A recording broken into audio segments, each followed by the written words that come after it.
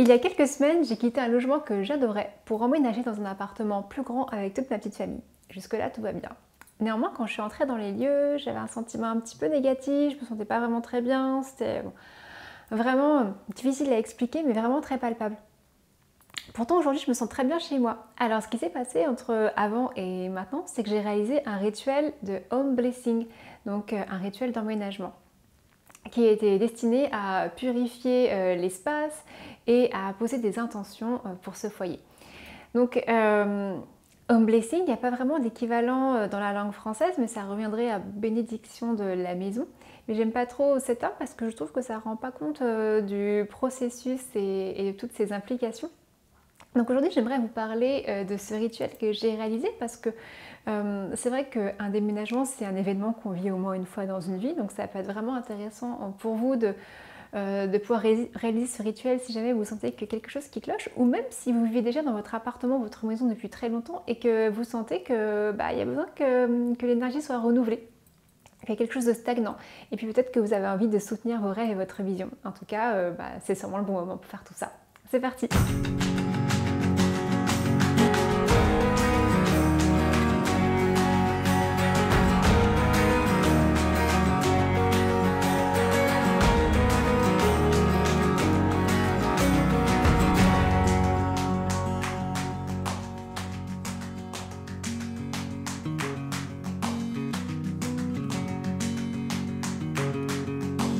Bonjour Mélane, bienvenue sur ma chaîne, moi c'est Kitty, je suis vraiment très heureuse de vous retrouver aujourd'hui pour une vidéo à caractère un peu plus ésotérique. Donc c'est la première fois que je me lance dans ce genre de partage et je suis vraiment très heureuse d'initier tout ça, même si pour moi c'est une vraie sortie de zone de confort puisque de manière générale je suis très pudique sur mes pratiques, je cultive beaucoup de discrétion.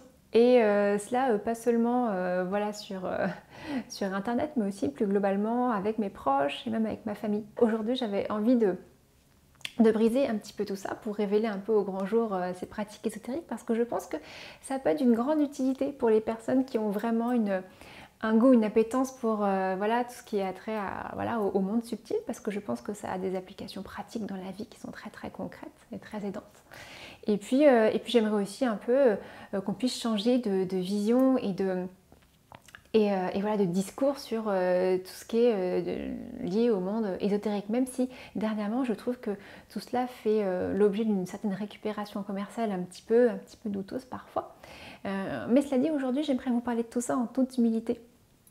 Et j'aimerais vous dire que voilà, je ne me positionne pas en tant qu'une autorité dans le domaine de la magie ou de l'ésotérisme parce qu'en fait je pense que tout simplement il n'y a pas d'autorité en la matière. Je pense que voilà, ces pratiques sont vraiment de manière générale très personnelles et puis il n'y a que l'expérience personnelle qui compte. Donc aujourd'hui je me propose vraiment de vous faire part de ce qui est mon expérience, ma pratique et ce qui a fonctionné pour moi, en espérant que ça vous aide vous dans vos propres pratiques et que ça puisse vous inspirer à votre tour. Voilà. Ceci dit, j'en reviens à l'objet de cette vidéo. Comme je vous le disais, j'ai emménagé dans un nouvel appartement. Et quand on entre dans un nouvel espace, on entre dans un lieu qui est non seulement fait de murs, mais aussi de traces, de résidus. Et alors là, je ne parle pas de résidus en termes de physique, c'est-à-dire que s'il y a de la saleté ou des choses à faire, voilà, un grand ménage suffit. Là, je parle vraiment de résidus énergétiques, des choses qui seraient stagnantes, prisonnières des murs.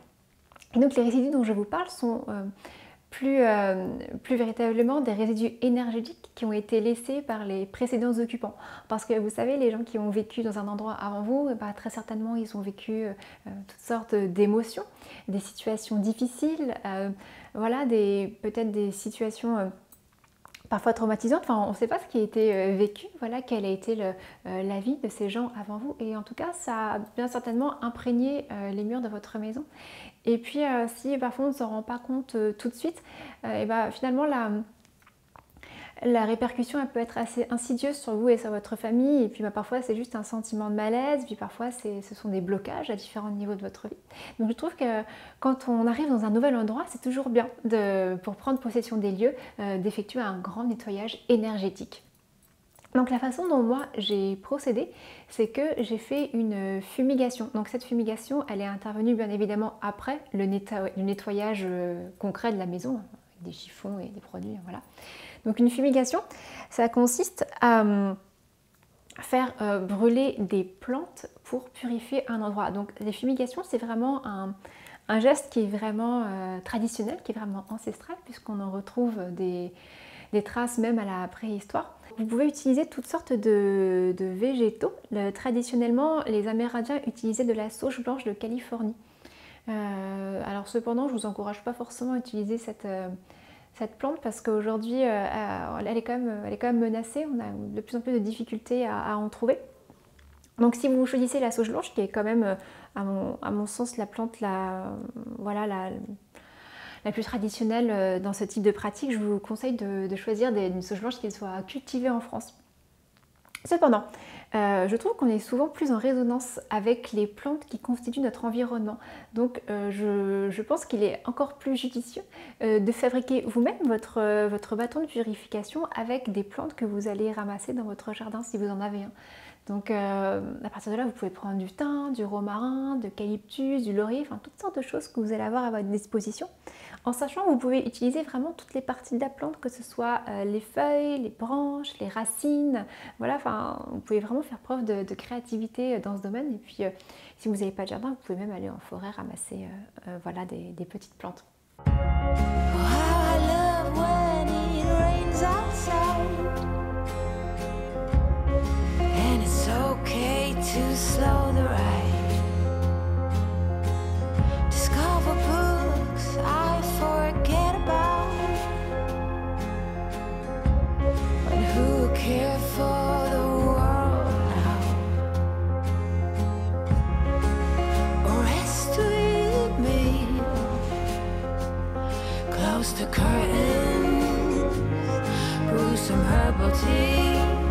Une fois que vous avez votre bâton de purification acheté ou fabriqué, vous allez pouvoir pratiquer le rituel. Donc à partir de là, il faut commencer par ouvrir toutes les portes et toutes les fenêtres de votre logement.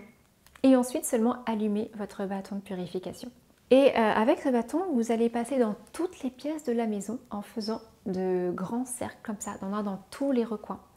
Et ce que j'ai fait moi, et ce que je vous encourage à faire, c'est également d'écrire une incantation qui va venir accompagner ce geste. Donc une incantation, c'est un alignement de mots à valeur sacrée et performative. Performative, ça veut dire que les mots vont avoir une action dans le réel, on va pouvoir agir.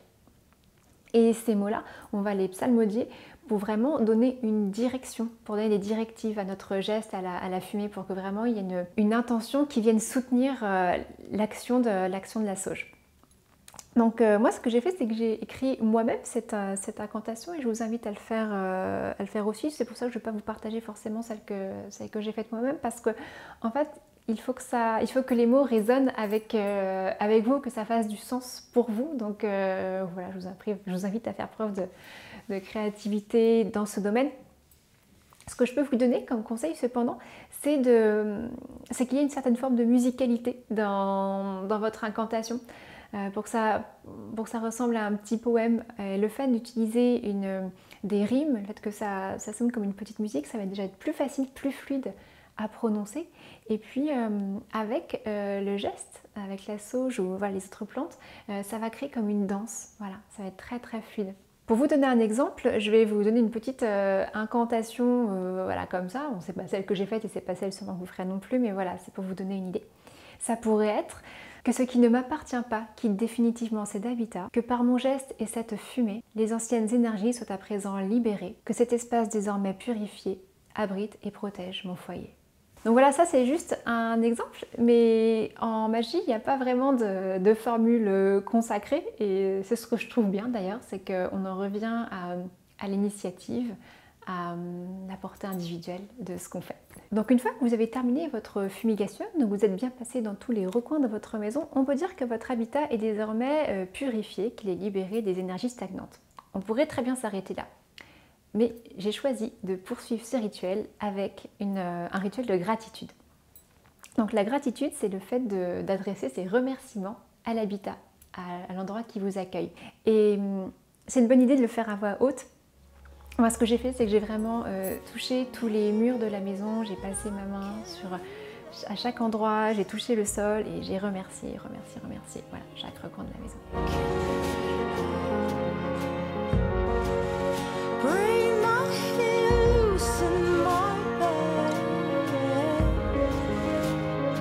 c'est vraiment une très belle façon d'entrer dans un lieu parce que, vous savez, c'est quand même merveilleux d'arriver dans un endroit qui va être votre lieu de sécurité. On aurait tort de penser que dans la vie tout nous est dû. Et faire preuve de révérence par rapport à ce nouveau foyer, c'est aussi vous donner l'opportunité de partir du bon pied, d'aimer ce qui est ici et maintenant pour soutenir votre développement. Donc en réalisant ce rituel de gratitude, on conscientise la chance que l'on a et on permet encore davantage à la magie de se déployer dans notre vie. Parce que tout part de nous, donc commençons par remercier cet espace. Parce que vous savez, un lieu, c'est un peu comme les gens finalement. Enfin, vous savez, plus on donne aux gens, plus on est bienveillant, plus on est généreux, plus en retour on reçoit. Et je pense que c'est pareil avec les lieux que nous occupons. Plus on va avoir de la révérence, plus on va aimer là où on est, plus le lieu va nous soutenir, plus il va nous rendre l'appareil. Si on n'aime pas l'endroit où on est, si vraiment on fait preuve de dédain par rapport à un espace, il va nous renvoyer l'appareil et ça va générer beaucoup de déception, beaucoup de frustration. Donc je pense que ce rituel de gratitude, c'est vraiment une bonne entrée en matière pour poser les bonnes fondations. J'ai fait le choix d'ajouter une troisième étape à ce rituel qui est celle de poser des intentions claires et d'établir un pacte sacré avec ce logis. Ces intentions que j'ai déposées dans ma nouvelle maison, elles sont destinées à soutenir mes objectifs et ceux de ma famille. L'idée ici, c'est de programmer l'espace pour qu'il vienne soutenir votre vision, vos rêves et votre projet familial ou individuel. Concrètement, ça revient à charger votre maison d'une mission et d'en faire votre allié. Par exemple, imaginons que vous souhaitez manifester dans votre vie plus d'abondance. Vous pouvez très bien utiliser votre logement pour qu'il soutienne cet objectif. Et donc à partir de là, il s'agit d'établir un pacte avec ce foyer pour qu'il vienne soutenir vos démarches. Donc concrètement, comment ça marche? Donc, la façon dont moi j'ai procédé, c'est que j'ai déterminé 3 types d'intentions. Le premier type d'intention que j'ai posé, c'est mon intention pour notre famille, pour le projet familial. Voilà, pour nous, ça a été l'amour inconditionnel, la joie, les rires, le partage, la santé, l'épanouissement, voilà, le développement de chacun d'entre nous, la bienveillance. Ça, ce sont des choses que j'ai envie de faire entrer dans mon foyer, et vous avez sûrement envie chez vous. Et ce que vous pouvez faire, c'est de programmer aussi les différentes pièces de votre maison. Par exemple, dans les chambres, on va plutôt essayer de poser une intention de calme, de sérénité, de ressourcement. Dans la cuisine, peut-être plus la convivialité, le partage, le fait de partager des repas qui soient nourrissants pour le corps et pour l'âme. Dans le salon, voilà, des moments ensemble, des rires. Voilà, en tout cas, vous pouvez vraiment donner des intentions à chaque pièce et puis même poser des intentions au niveau interpersonnel, par exemple au sein de votre couple. Le deuxième type d'intention que j'ai posé, c'est vraiment plus l'intention au niveau du projet familial, la vision d'ensemble, où est-ce qu'on veut aller. Et ça, évidemment, c'est une vision qui est soutenue aussi au niveau du couple. On a pu en discuter, comment on a envie de faire évoluer notre famille. Et là aussi, les intentions que vous posez, vous pouvez utiliser votre maison pour que ce soit le support de cette vision, pour que ce soit l'ancrage, la fondation de votre rêve familial.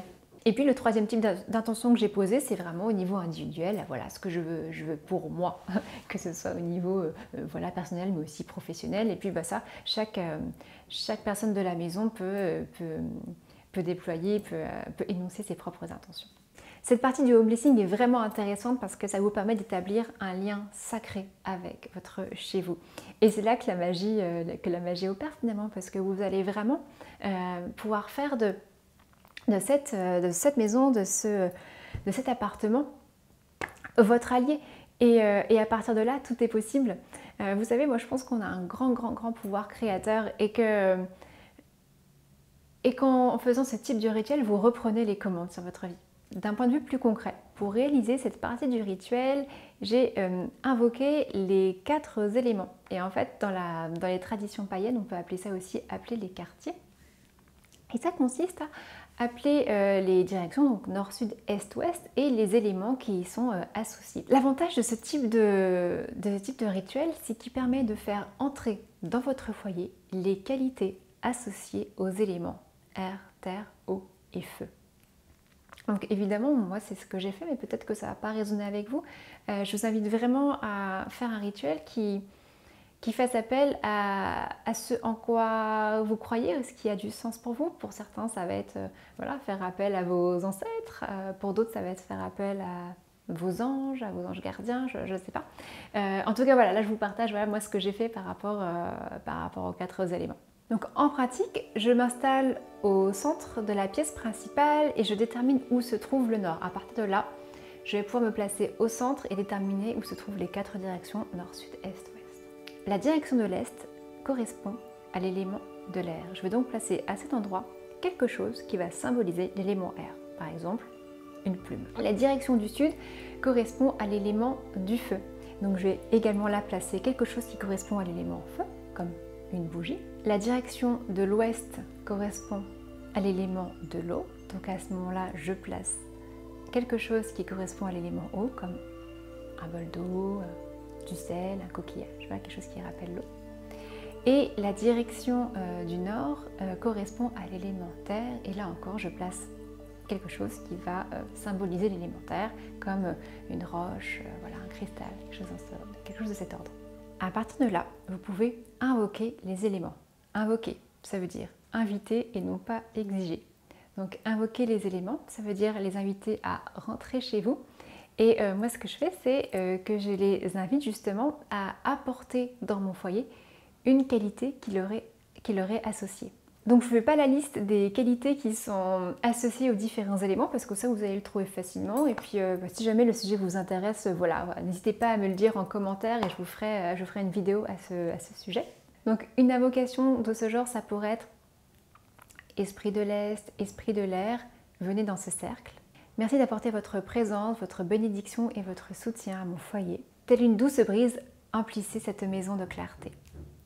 Voilà, par exemple, ça c'est un exemple. Et ça, vous pouvez le faire pour chaque élément en associant voilà, à chaque fois une qualité qui vous tient à cœur pour votre foyer. À chaque fois que vous invitez un élément, je vous invite vraiment à le faire en toute conscience, à prendre le temps de ressentir la présence de l'élément chez vous, à le faire surgir en quelque sorte. Dans ce modèle, on commence par l'est et on finit par le sud. Et une fois que vous êtes revenu au centre, vous allez pouvoir renvoyer les éléments là d'où ils viennent en faisant le processus inverse. Donc en commençant par le sud et en finissant par l'est.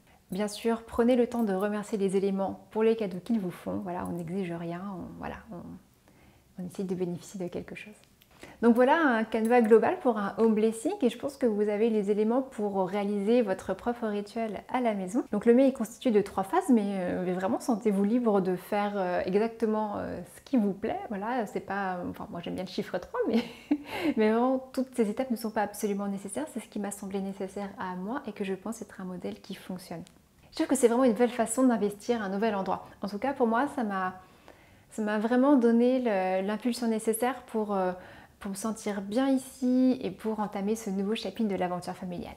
Quoi qu'il en soit, j'espère que ce rituel d'emménagement pourra vous apporter du positif et vous donner un peu d'inspiration pour votre chez vous. Merci de m'avoir écouté jusqu'ici. Pour me soutenir, n'hésitez pas à partager cette vidéo, à vous abonner à ma chaîne et à mettre un petit pouce bleu. N'hésitez pas également à mettre des commentaires. Ça me fera vraiment très plaisir d'avoir vos retours sur cette vidéo et n'hésitez pas aussi à me dire s'il y a des sujets que vous aimeriez que j'aborde. Dépend par exemple de cette vidéo qui ne sont pas clairs pour vous et que vous aimeriez que je développe. Je serais vraiment très heureuse de poursuivre ces partages avec vous. À très bientôt.